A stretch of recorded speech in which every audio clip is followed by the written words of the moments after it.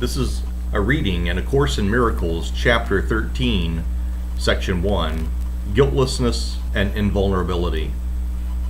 Earlier I said that the Holy Spirit shares the goal of all good teachers, whose ultimate aim is to make themselves unnecessary by teaching their pupils all they know. The Holy Spirit wants only this, for sharing the Father's love for His Son. He seeks to remove all guilt from his mind, that he may remember his Father in peace. Peace and guilt are antithetical, and the Father can be remembered only in peace. Love and guilt cannot coexist, and to accept one is to deny the other.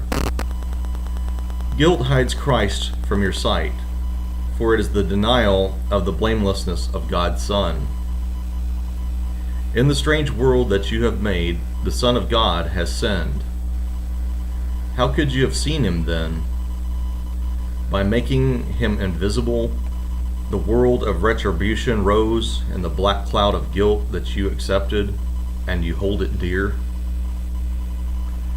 For the blamelessness of Christ is the proof that the ego never was and never can be. Without guilt, the ego has no life, and God's Son is without guilt.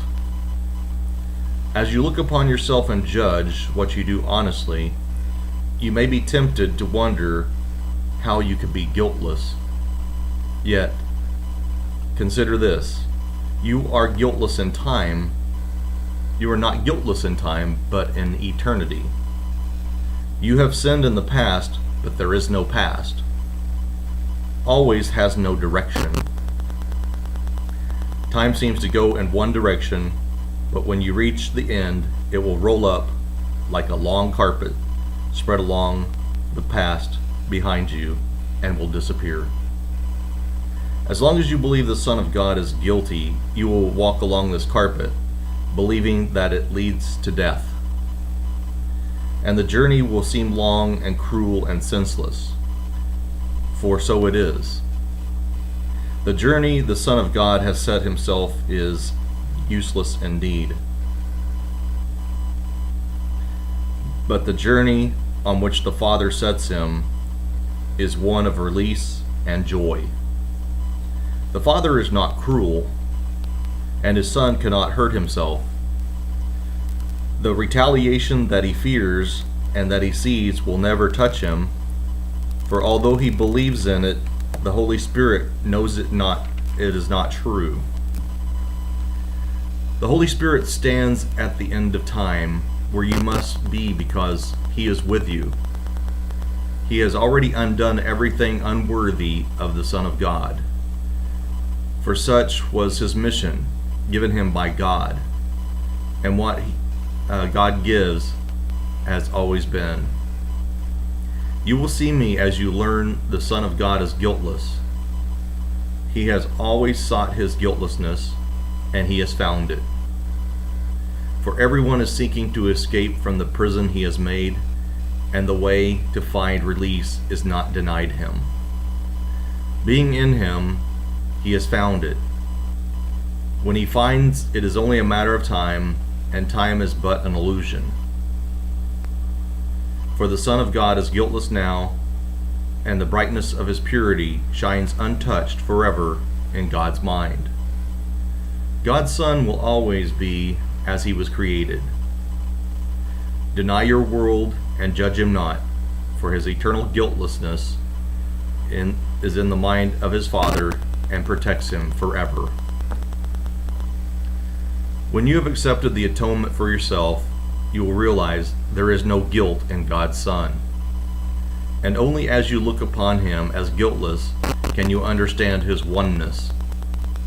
For the idea of guilt brings a belief in condemnation of one by another, projecting separation in a place of unity. You can condemn only yourself, and by so doing, you cannot know that you are God's Son. You have denied the condition of his being, which is his perfect blamelessness. Out of love he was created, and in love he abides. Goodness and mercy have always followed him, for he has always extended the love of his Father. As you perceive the holy companions who travel with you, you will realize that there is no journey, but only an awakening. The Son of God, who sleepeth not, has kept faith with his Father for you. There is no road to travel on, and no time to travel through. For God waits not for his Son in time, being forever unwilling to be without him. And so it has always been. Let the holiness of God's Son shine away the cloud of guilt that darkens your mind, and by accepting his purity as yours, learn of him that it is yours. You are invulnerable because you are guiltless. You can hold on to the past only through guilt, for guilt establishes that you will be punished for what you have done, and thus depends on one-dimensional time, proceeding from past to future. No one who believes this can understand what always means, and therefore guilt must deprive you of the appreciation of eternity. You are immortal because you are eternal and always must be now. Guilt then is the way of holding past and future in your mind to ensure the ego's continuity. For if what has been will be punished, the ego's continuity is guaranteed. Yet the guarantee of your continuity is God's, not the ego's. And immortality is the opposite of time, for time passes away, while immortality is constant. Accepting the atonement teaches you what immortality is, for by accepting your guiltlessness, you learn that the past has never been, and so the future is needless and will not be. The future in time is always associated with expiation, and only guilt could induce a sense of need for expiation.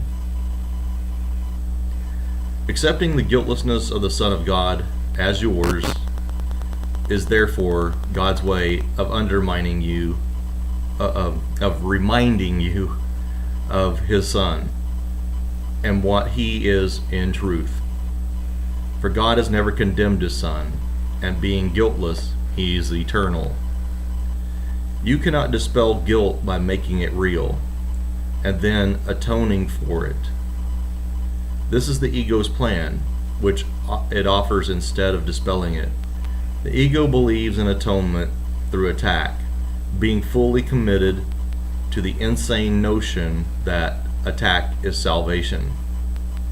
And you who cherish guilt must also believe it, for how else but identifying with the ego could you hold dear what you do not want?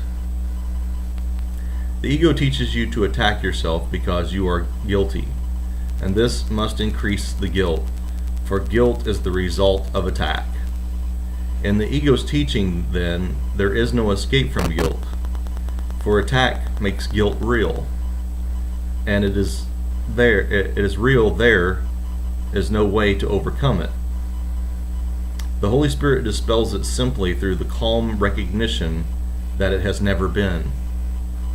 As he looks upon the guiltless Son of God, he knows that this is true. And being true for you, you cannot attack yourself. For without guilt, attack is impossible. You, then, are saved because God's Son is guiltless, and being wholly pure, you are invulnerable. That is the end of the reading in A Course in Miracles, chapter 13, section 1.